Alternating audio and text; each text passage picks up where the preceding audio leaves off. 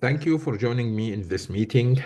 Um, in this week, we are going to learn few concepts regarding the force system resultant. The first concept, which is very, very important as a civil engineer, which is called, or mechanical engineer also, is called moment. I will cover the moment in 2 dimension, moment in 3 dimension, and how can we figure out the resultant force and the resultant moment at a specific point. So the term moment equal force time distance. Keep in your mind, we have a very important condition to multiply a force by distance. The force direction and the distance direction must be perpendicular. So, for example, if the force in a vertical direction, your measured distance must be in a horizontal direction. So this is the force, this is the distance. If you have a force in a horizontal direction, that means your distance must be measured in y direction. That makes sense? So to get a moment, you have to multiply force by distance, and the force and the distance must be perpendicular. For example, if you look to this one, I'm looking for what is the moment of this force, 100 Newton, about this point O. So keep in your mind, we have a force equal 100 Newton, and we have a distance between the location of the force and the location of the point O. This distance, the first condition, must be perpendicular to the direction of the force. That makes sense. It's perpendicular. How much? It's 2 meter. This force would like to rotate about point O clockwise rotation like this. So this moment will equal 100 Newton time distance 2. So the value will be 200 and the direction will be clockwise. That makes sense? More example, if you look to this one, we have a force of 50 Newton. What is the moment of this force, 50 Newton, at this location about point O? Keep in your mind, the direction of the force is horizontal. So your distance must be measured in a vertical direction. Keep in your mind, this is the location or this is the line of action of the force. This is the point O, so the distance between both of them in a vertical direction. The vertical direction of the distance is perpendicular to the horizontal direction of the force. So the force F50 will be multiplied by distance 0.75 will give you the value of the moment. Let me check. 50 times 0.75 equal 37.5. And the direction, this force, based on this direction, would like to rotate about point O this way, clockwise rotation. That makes sense? This is the value of the moment. One more, let's do this example. We are given a force equal 7 kilonewton at this location, and we are looking for what is the moment value at point O. Your moment equal force time distance. Your force is given 7 kilonewton. What is the distance? Your force is given in a horizontal direction at this location. At this is the line of the action. What is the distance between this line and the point O in a vertical direction? This is the direction of the distance. So the distance and the force directions are perpendicular. So your distance will be 4 meter minus 1, which is 3 meter. So the value of the moment will be 21. The force is kilonewton and the distance in meter. Keep in your mind, this is the distance, which is 4 meter minus 1 meter equal 3. Does that make sense? The last example, we are given a force here equal 60 pound at this location, and we are looking for the moment at this point. So this is the location of the line of action of the force and your point O. So we are looking for this vertical distance between the two locations. This vertical distance, go ahead and try to find it whatever you want. So this dimension is 1 feet. If you multiply 1 feet times sine 45 will give you the vertical direction. So your moment will equal the force 60 time distance, which is 1 sine 45 degree. Let me repeat it. So 50, I'm sorry, 60 times 1 times sine 45 degree. The value will be 42.4 and will rotate this way. That makes sense? So keep in your mind, it's a very important. Most of the mistakes the student do are the force and the distance must be perpendicular. Don't multiply force and the distance in the same direction. For example, if you multiply, for example, this force is 7 kilonewton by 2 meter, it's wrong.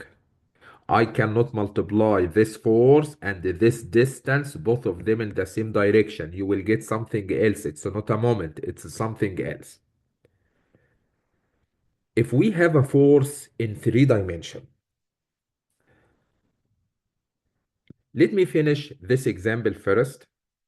On the first one, we need to determine the resultant moment produced by the forces about point O. We have point O here, and we are given force of 500 Newton, 300 Newton, 600 Newton, and we need to get the moment of each force about point O. So the moment at point O will equal. Let's start with the 600 Newton. This is the force. What is the distance for this force? Keep in your mind, your force direction is vertical direction. So your distance between this location of the force and the location of the point in horizontal direction, we have perpendicular. That makes sense. So the distance will be 1 meter. That makes sense. The second force, which is 300 Newton. Keep in your mind, this is the location or this is the line of action of the force 300 Newton at this point. So what is the vertical distance? We are looking for vertical distance because your force in a horizontal direction. So what is the vertical distance between this line or this location and your point O? The vertical distance can be 2.5 sine 45 degree. This dimension, inclined one, I don't care about it, 2.5. If you multiply 2.5 sine 45 degree will give you the vertical distance, which is 2.5 sine 45 degree. That makes sense? So will be multiplied by 2.5 sine 45 degree. That makes sense? The last one, which is 500 Newton, will be multiplied by distance. What is the distance?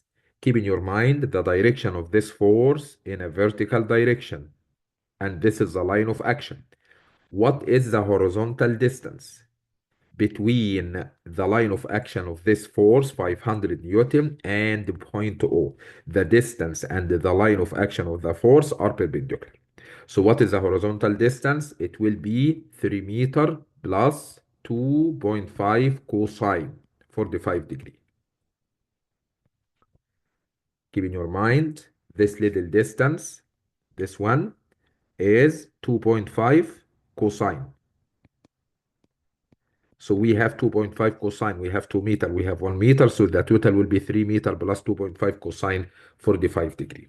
So now I multiplied each force by distance, each force by distance, each force by distance, and I make sure the force and the distance in perpendicular are perpendicular. I need to figure out what is the direction of rotation. Keep in your mind, based on the direction of these forces, Force 600 Newton multiplied by this distance will rotate clockwise. If you assume this direction is your positive, this is a positive value. 500 Newton time horizontal distance based on this direction will rotate upward like this. Counterclockwise, I'm gonna assume it negative. 300 Newton based on this direction and rotating about O will rotate this way, the same direction of the first force 600, so it will be positive. So now I assumed clockwise rotation is my positive. If you assumed something else, that's fine. Assume whatever you want, but any direction clockwise will be positive. Any direction counterclockwise will be negative.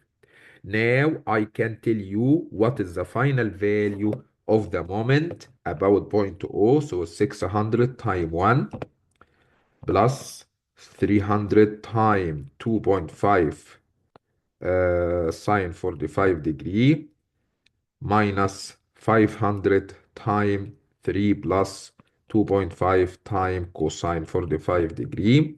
The value will be negative 1253.5 Newton meter. Why negative? That means the direction of the counterclockwise is the bigger one. So the direction of this moment about MO will be counterclockwise. Does that make sense? So one more time, make sure when you multiply a force by a distance, both of them must be perpendicular. The second part I need to cover today is if you have a force in 3 dimension. What you mean? I have X component, I have Y component, and I have Z component for the force. And we are given X, Y, and Z directions. How can I figure out the moment of this given force about point O, whatever the point? We will use cross product R cross product F. Okay, I understand what is the meaning of F. This is the vector of the force. What is the meaning of R? R is a vector. R is a vector passing between the point O that you are looking to get the moment about and any point on the force. Like from this O to this point, from this O to this point, from this O to this point. Any vector moving from the point O that you are looking to take moment about, and any point on the force. Then I will cross product the two vectors R and F, and I can set up this determinant to find out the final value of the moment as a vector. Value in I, value in J, and the value in Z. That makes sense? We have an example here. We need to determine the moment of force F about point O. Looks like we are in 3 dimension. This is X, this is Y, this is Z. The first question you will ask yourself, what are the component of the force? The force is not given, looks like. No, read your problem carefully. The force has a magnitude equal 800 Newton. That's fine. But where is the vector? We need the force as a vector. And this force 800 Newton has three angles with alpha, beta, gamma with X, Y, and Z axis. So I can convert this force to three components because I can figure out the X component, the Y component, and the Z component based on module number 3. The force is 800 cosine alpha. This is your X. 800 cosine beta. This is your Y. 800 cosine 45 degree gamma. This is your Z component. So the force as a vector will equal 800 cosine 60 will be 400 I. 800 cosine 120 equal negative 400 J. Positive 800 cosine 45 degree equal 565.7 K. So this is the vector of the force. That makes sense? We are looking for vector R. So I'm gonna assume R is pathing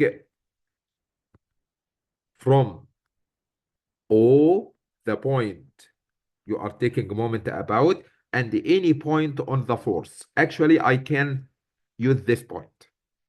For example, point B. So pathing from O to B. So what are the coordinates of point O? It's 0, 0, 0. What are the coordinates of point B, which is located on the force? It will be in X, how much? 0.4. In Y, how much? 0.5. In Z, how much? Down negative 0.3. That makes sense? So I will reach to point B from the origin in X 0.4, in Y 0.5, in Z negative 0.3. So R as a vector will equal coordinates of point B minus coordinates of point O. This is the direction of R. So it will be zero point 0.4 minus 0, 0.4 I, 0.5 minus 0, 0.5 J, negative 0.3 minus 0 will be negative 0.3.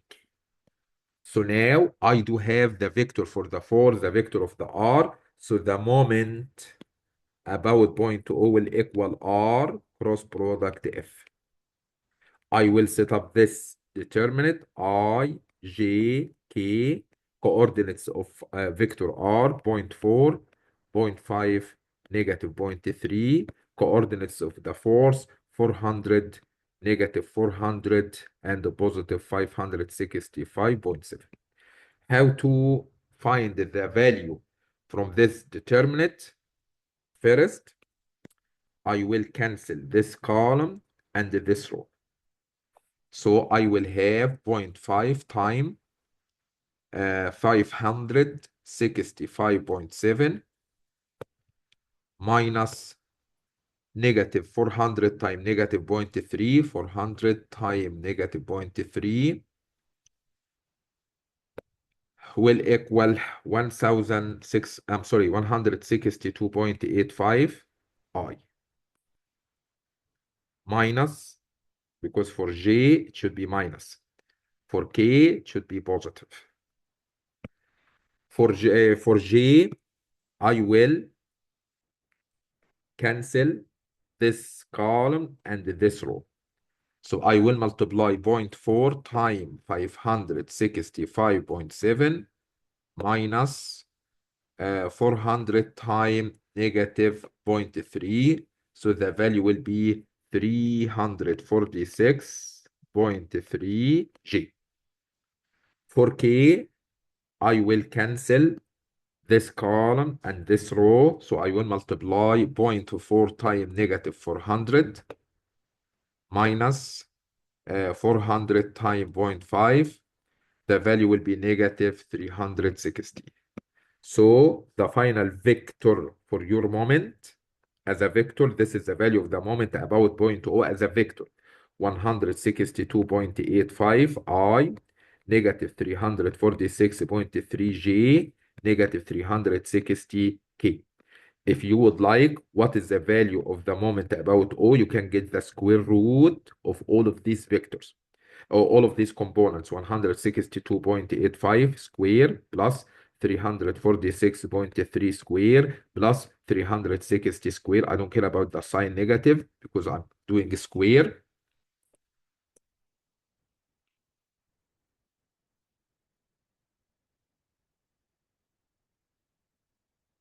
So the final value will be 525.4. This is the moment value of this force F about point O in 3 dimensions. That makes sense? I do have another example asking to replace these given forces by another resultant force and the moment at point O. So first of all, since we have inclined forces like 3 kilonewton and 5 kilonewton, we need to break these forces to two components first. This force will be broken to 3 cosine 30 and this direction 3 sine 30. So how much? 3 times cosine 30 equal 2.6. 3 times sine 30 equal 1.5. What is the next one? This force will be broken to this component this way and this component this way. Do you remember? This one will be 5 kilonewton. The force time fraction, 5 kilonewton time fraction. The denominator of this fraction is the hypotenuse of this right angle triangle, which is 5. Which is 5. The numerator here will be 3, which is the dimension parallel to the component. The denominator here will be 4, the dimension parallel to the component. So how much is this one? Will be 3. How much is this one? Will be 4 kilonewton. Now we are ready to start with the resultant. The resultant at point O, Rx, the x component of the resultant, equals summation f of x, all component in x. We have 2.6 positive, we have 3 kilonewton positive, this component and this component, equal 5.6 kilonewton. Y component of the resultant equals summation of all y components. We have here 1.5 positive, we have here -4, we have here -4. So the value will be 1.5 minus 4 minus 4 equal -6.5. So the value of the resultant force will equal square root for the x component 5.6 square plus -6.5 square. The value will be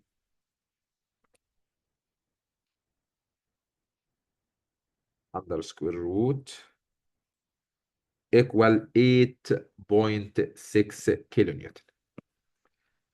The theta, the angle theta for this resultant equal inverse tan the y component divided by the x component. So inverse tan for -6.5 and 5.6. This angle theta will equal inverse tan -6.5 divided by 5.6 equal 49.2 negative. I don't care about the negative or positive, but I can say the x component here of the resultant equal 5.6. The y component of the resultant is down because it's -6.5. So the resultant at this location will be this way. How much? It is 8.6 kilonewton, and this angle theta equal 49.2 degree. So now I found the resultant force at point O. I can remove all of these forces and put this resultant force at point O equal 8.6 kilonewton this direction with angle 49.2 with the x. Now, what is the moment at point O? So I can remove these two components and this resultant force. Let's start talking about the moment at O. Keep in your mind, moment at O equal force time distance. Let's start with the first force, 4 kilonewton. This 4 kilonewton. So we have 4 time distance. This 4 in vertical direction, and this is the horizontal distance, 0.2. Another force, like this vertical component, 4 kilonewton. What is the horizontal distance between this location and the point O? It's 0.5 meter. We have another component here, 3 kilonewton, time this component in a horizontal direction. So what is the vertical distance between the two locations? It's 0.1 meter. What else? We have here horizontal component 2.6. So the vertical distance will be 0.1. Your component and your distance must be perpendicular. So 2.6 times 0.1 meter. What else? We have vertical component here 1.5, and the horizontal distance between this location and the point O, it's 0.2. So 1.5 times 0.2 meter. You need to assume any clockwise rotation will be positive. Anything else will be negative. This direction is assumed. So 4 kilonewton time distance will be positive. This component time distance will be positive. So this one will be positive, this one will be positive. For the 3 kilonewton component time, this vertical distance will rotate upward, so it will be negative.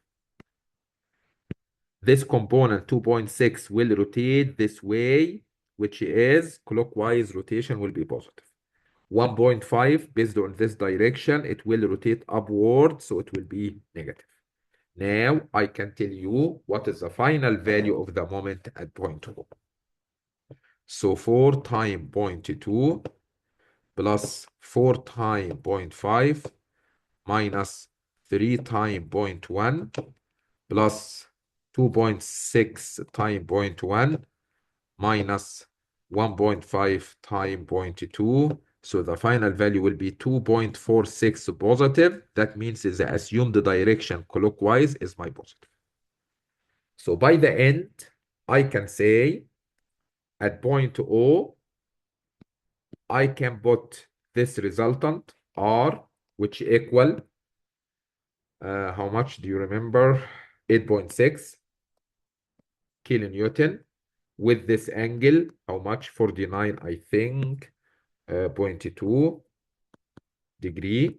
And I can put this resultant moment, which is clockwise, how much?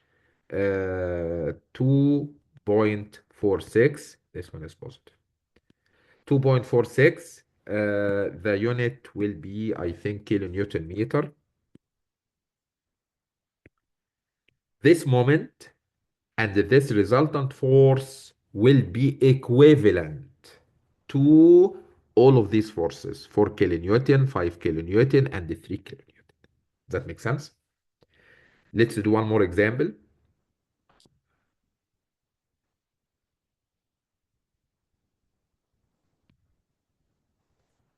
We are given system of forces, 150 pound, 50 pound, 100 pound, and we need to replace all of these forces by equivalent resultant force and the equivalent resultant moment at point O.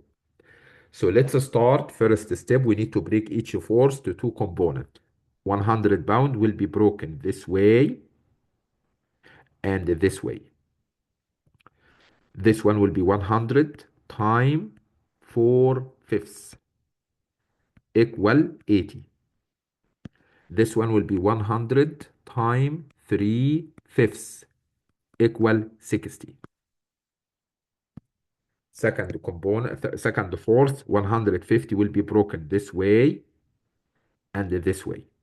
This one will be 150 times 4/5 equal 120.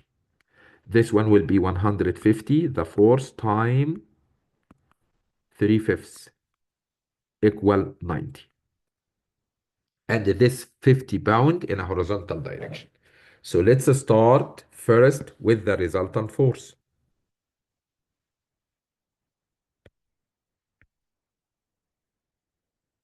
The x component of the resultant summation of all x components. So I have this one negative 80. I have this one positive 50.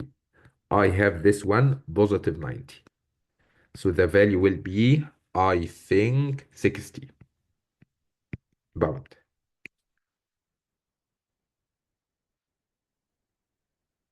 For the y component of the resultant summation of all y components, we have this one negative 60. We have this one negative 120. So negative 180 pound. So the resultant force equal square root for the 60 square plus 180 square.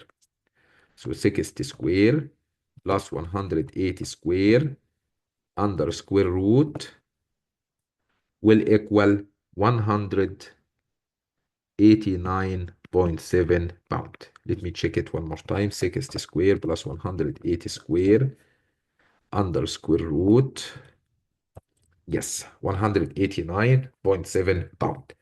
The angle theta equal inverse tan for the the y component negative 180 divided by 60 inverse tan negative 180 divided by 60 will equal negative 71.6 degree. Does that make sense? So I can say if this is point A, I will have this x component this way, how much? 60. And this y component of the resultant, how much? 180. And this is the resultant force R, how much? 189.7 with this angle theta equal 71.6 degree. Does that make sense? For the moment resultant moment, each force, this is moment about point A. Each force need distance.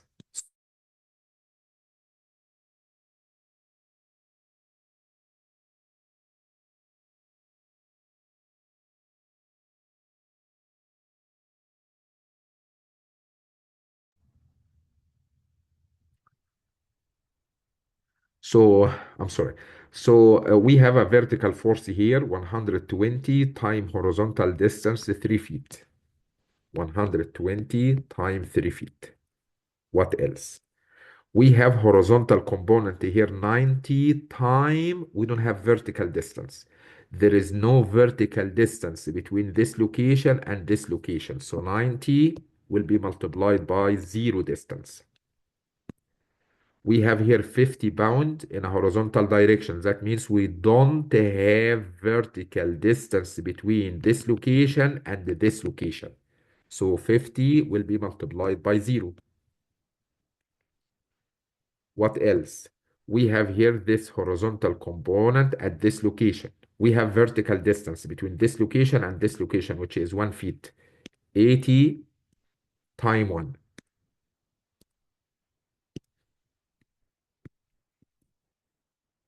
At the same location, we have the vertical component 60 times horizontal distance, which is 6. So 60 times 6. 6 feet. I don't care about this term. This term, I will assume that this direction clockwise is my positive. So 120 times 3 will be positive. This component will be negative for 80. And the vertical one will be positive 60. The final value will be 120 times 3 minus 80 times 1 plus 60 times 6. So the value will be positive 640 pound feet. Positive means clockwise rotation. So I can say by the end, if this is point A, I will have resultant force this way. How much, if you remember? 189.7 with angle theta with the horizontal equal 71.6 degree. And I do have equivalent moment here clockwise. How much? 640 pound-foot. This moment and this force are equivalent to all of these forces.